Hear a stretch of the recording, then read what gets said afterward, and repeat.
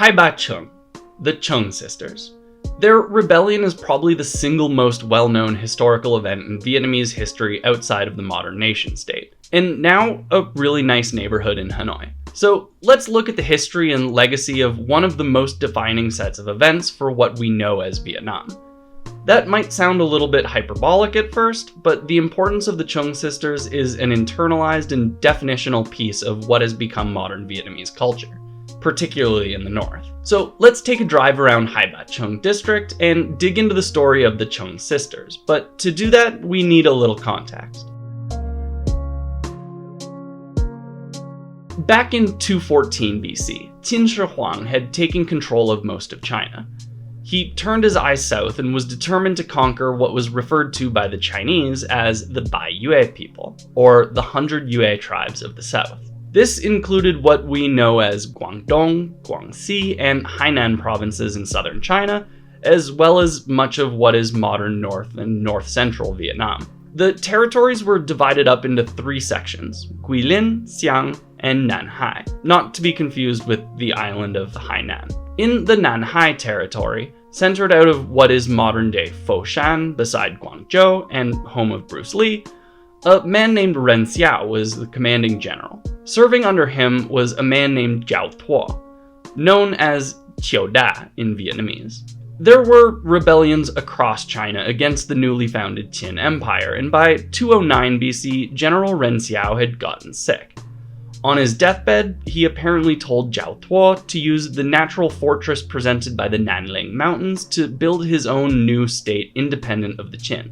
And Jiao Tuo, an avid student of Winston Churchill, wouldn't let a good crisis go to waste. To do this, he cut off then fortified the mountain passes of Hengpu, Yangshan, and Huangqi. He purged his forces of any Qin loyalists and replaced them with his boys. And by 204, Jiao Tuo established himself as the king of the new state of Nanyue. Its capital was set in Panyu, what is modern-day Guangzhou. He went on to implement a policy of assimilation called the Heji Bai Yue.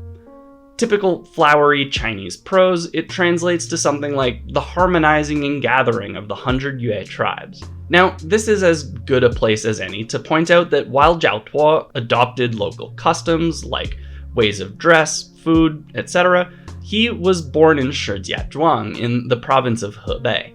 He spoke Mandarin. He was Han. He didn't speak Vietnamese. He didn't even speak Cantonese.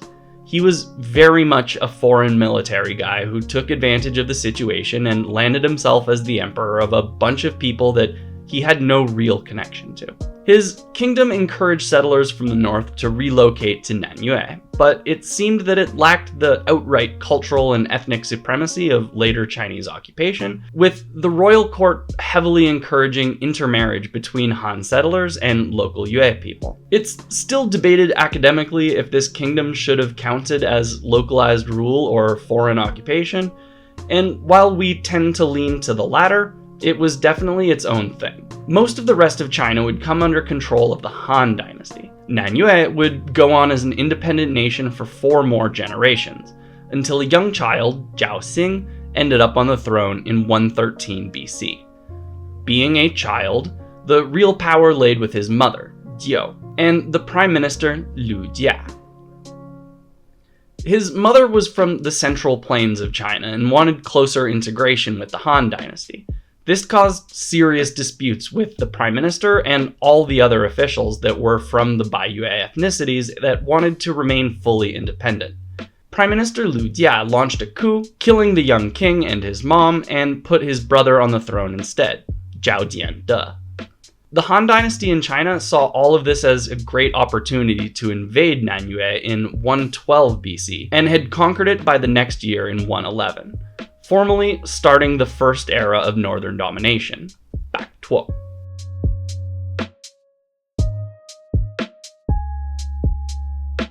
The Kingdom of Nanyue was broken up into 3 initial commanderies, a title given to regions that were considered not fully integrated into the imperial system. These were Zhaoqi, that covered northern Vietnam, Qiuchun, around Tanghua, and Vietnam around Namding. Guangdong, Guangxi, and Guilin were given different commandery classifications. The Han implemented the Zhuminrugu system, or ruled the people as before, allowing the Lac Ho and Lac Thuong aristocracies of the Lac Viet to take back control over these regions. When Han rule started, it was very purposefully hands-off. No regular or direct taxation was imposed. Cultural practices weren't suppressed. Imperial law only fell on the aristocrats in the commandery seats. Think of it like a very early proto-version of the one country, two systems model. This version, however, was never meant to last. By around the 1st century, the initial commandery system was actively being dismantled. The aristocracy of the Lac was continuously being supplanted by magistrates appointed by the Han Empire and sent to the region that wielded real executive power. The Diao Fu was introduced for the first time, regular taxation to be taken from all strata of society and sent back to Luoyang, the Chinese capital at the time.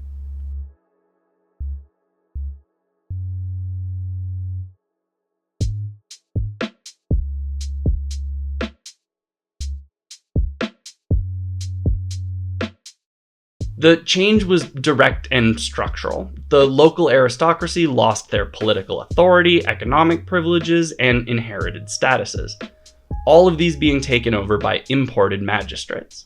The peasantry was forced to deal with new taxes, new imperial legal codes, and essentially a complete end to the negotiated autonomy that the Lac chieftains had been providing.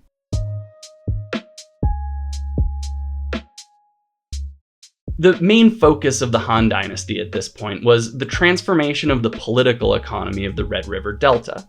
What had, for generations, been communally held and worked land was enclosed under the Chinese land tenure system, the kind of thing that gave us the term landlord. While new agrarian techniques were introduced to the region from the north that did increase productivity, this increased rate of production was siphoned off by rice being commodified and sold back to the populations in China, as well as the new taxation models.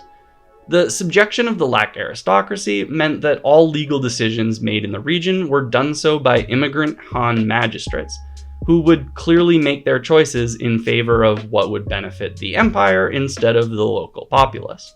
The main contradiction here is the shift from a tributary model of extraction into a taxation-based one. In a tributary system, if there were a year with a particularly bad harvest, the tributes given would just be smaller. As progressive taxation wasn't really a thing in those days, a bad harvest meant that the same amount of rice or other commodities would still need to be sent north, leaving the populace with less food to make it through the year.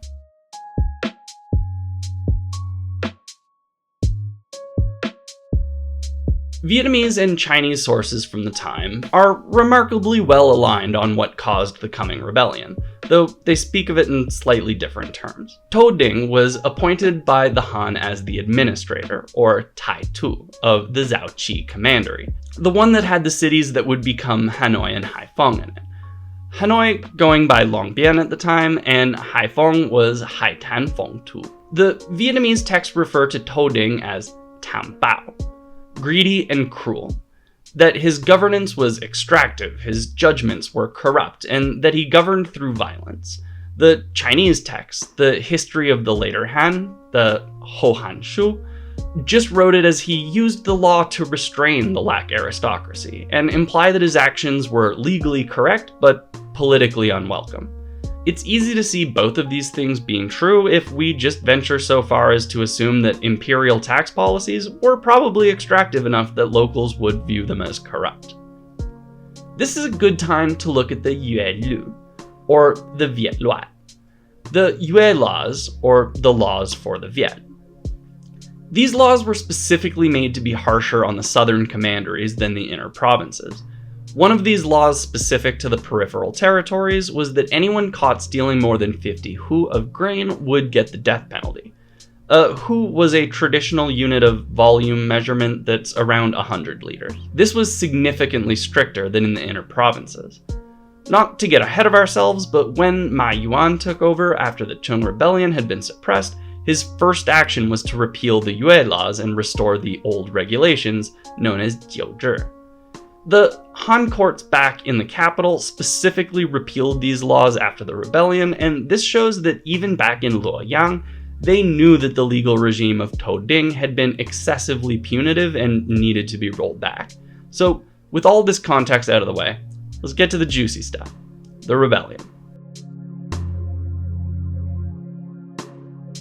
In a region between Hanoi and Backning was the historical area of Chuzian, and the head Lactung chieftain there was a man named Ti Sak.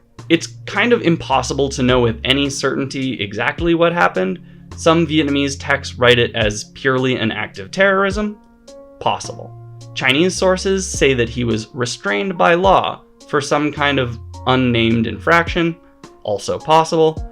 Most modern scholars seem to think that Ti Sak had been organizing a rebellion of his own, and that Toding had taken it upon himself to crush. In reality, it's likely that all of these are true. Administrator Toding had Ti Sak executed, and this left his wife, Chung Chak, our elder Trưng sister, a widow. Now, to understand how the Trưng sisters were able to mount such a formidable response, we have to look at another badass lady, Ba Mai, their mother. Before Sinicization or Chineseification, many of the Yue and Viet tribal groups had been matriarchal and matrilineal, meaning that the women were the heads of the households and lineage passed through the daughters. Lady Mai strongly held on to this tradition. She also claimed lineage back to the Hun kings and specifically back to Lac Lung Quan, the creation myth of Vietnamese people. When she'd married her husband, Ching Ding, this was the combination of two of the most important aristocratic families in the entire region. When her two daughters were born, she insisted on teaching them martial arts, swordsmanship, archery, and most importantly, military strategy. Oh, and riding frickin' war elephants. In the second month of the Lunar New Year, modern calendar between February and March of the year 40, Chung Chak and her sister Chung Yi raised the banner of rebellion and their home Mei Ling. The earliest phase of the rebellion was extraordinarily successful. Raising a small army from the peasantry of the surrounding villages, they attacked and captured the commandery seat at Zhaoqi. Administrator Toding fled the region and returned to Guangdong. The commandery of Qiu Chen rebelled in support, and shortly after, Nhiet Nam commandery, the furthest of them to the south, also joined. Shortly later, Hup Pho, the commandery on the Guangxi-Guangdong border, responded by joining as well. Lê Chen established a town in what is now Haiphong, recruiting masses of local peasants to the cause and sending them west to bolster the forces of the Trưng sisters. They stormed and seized 65 fortified towns and cities, coining the phrase Ling Wai for the territories they controlled south of the Nanling Mountains, outside the Ling. The remaining Han governors couldn't do anything about it. Some of them just remained locked up in isolated administrative posts, with Hohan Shu records saying they could only defend themselves. Everything outside of their palaces was controlled by the forces of the Trưng sisters. The elder sister, Chung Chak, declared herself as Nho Vuong, Sino-Vietnamese for Nhu Wang. This is significant because the word Wang, king, in Mandarin, is a specifically gendered word. By calling herself Nho Vuong, she was specifically hearkening back to the pre-Chinese matriarchal culture of Viet people, both as a statement of separation from China and as a way for the Vietnamese to differentiate themselves from the Northerners. The capital was established in their hometown of Mei Ling, making it the first truly sovereign and independent Vietnamese state in recorded history, in the modern sense of the word state. In some sense, it was a restoration of the pre-Han Lac Viet political order, but now reconstructed as direct and explicit opposition to Han imperial authority. They started issuing their own policies, the most important of which was Zan Yi Tui Diu Fu. This is the same phrase, Diu Fu, for taxation as the Han had used. This shows us that they chose not to eliminate the new relation of production, but just decrease the rate of taxation. They had an army to pay for, after all, that had to go up against the literal Middle Kingdom. It also shows that they had highly developed administrative capacity. At the peak of the rebellion, their army numbered somewhere between 70 and 100,000 fighters. The size of the force for the time period shows two important points. The first being the breadth of support and popularity of the female King Chung, and the class alliance that was forged between the Lac aristocracy and the peasant masses, the first providing access to resources and the second providing the bodies.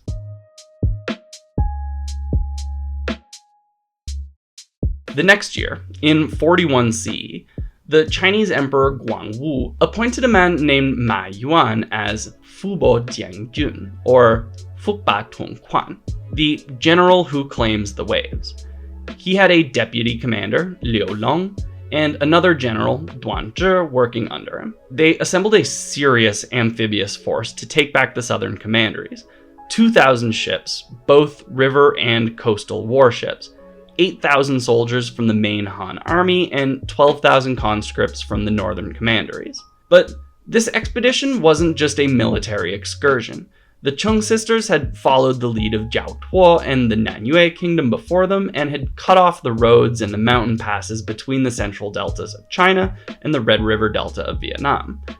These roads and passes had to be retaken, then completely rebuilt to allow for imperial power projection to resume from the north for the second phase, the real Han counteroffensive.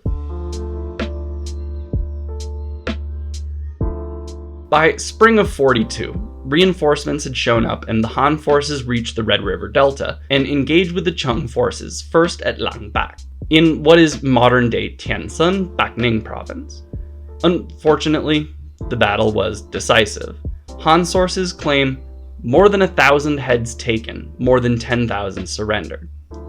While the whole Vietnamese farmers killing imperialists has basically become a meme, and rightfully so, the Chung forces simply didn't have time to train, prepare, and especially equip all of their forces to go up against veteran Han Dynasty soldiers with years of experience and the best equipment of the era. As Ma Yuan and his forces continued pushing south, subsequent engagements caused more scattering and fleeing of Chung forces. The momentum of the rebellion had been broken. They had to retreat back to Cam Ke, northwest of current-day Hanoi, to a remote valley where they would make their final stand. Ma Yuan's forces surrounded the valley, and in the ensuing siege, General Duan Qi died of disease while Liu Long rounded the valley and attacked from the other side. He captured the younger Cheng Yi, beheading her and over 1,000 others until the remaining 20,000 fighters on that side of the valley surrendered. By the next month, the remaining troops had run out of food and so came out to fight. This is where we run into three conflicting narratives. One Chinese narrative and two Vietnamese ones. The Chinese one holds that both sisters and thousands of their fighters were beheaded, with the heads of the sisters being sent back to Luoyang as proof of their defeat. However, there is no material proof that this actually happened. There are no skulls in Luoyang with the Chung sisters' names labeling them. This may have been a propagandistic narrative to further break the will of the rebels. The first and most common of the Vietnamese accounts is that once facing defeat, the sisters had thrown themselves in the Han River, drowning themselves to avoid capture. This is certainly possible and would explain why there are no physical records of their heads getting to Luoyang. The third and honestly least believable is that they escaped the fighting and disappeared into the mountains. We bring this one up not because it's likely, but because it is representative of the way that the Chung sisters and their rebellion has been mythologized and canonized in Vietnamese culture ever since. Even though the rebellion was short-lived and eventually defeated, leading to another 1,000 years of northern rule, they were representative of the fiery and rebellious spirit that Vietnamese people pride themselves on. They were legitimate heroes who fought valiantly against an impossibly strong force, and for a while, they were winning. In 1956, People's Republic of China Premier Zhou Enlai visited Vietnam during the American War. As Vietnam and China have had a very tumultuous history over the last couple of thousand years, Premier Zhou took the opportunity of the unity between Vietnam and China in fighting back American imperialism to visit the temple of the Trưng Sisters with the explicit acknowledgement of, "We offer our great respects to these two Vietnamese national heroines who, more than 1,900 years ago, fought against the aggression of the Chinese feudal dynasties." This is important for a number of reasons, the foremost of which being that the new Chinese state, the PRC, endorsed the Vietnamese rebellion as an anti-imperial act of national sovereignty, not as a protest against corrupt officials. This showed that modern China wanted to distance themselves from the actions of the dynasties that had come before them, especially with important neighbors like Vietnam.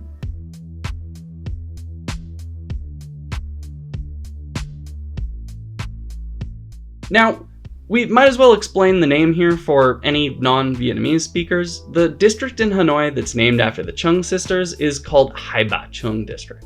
Hai means two, Ba is the pronoun for grandmothers or very respected older women. Check out our introduction to Vietnamese pronoun use here, and Trung was their family name, so it means the two Trung ladies, or something similar to that anyway.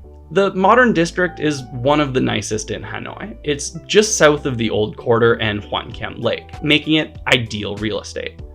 It was one of the first new districts added once the city started modern growth, being an industrial hub during the French colonial period, with the industry moving out into newer, further south districts and refilled with living space for people of the city.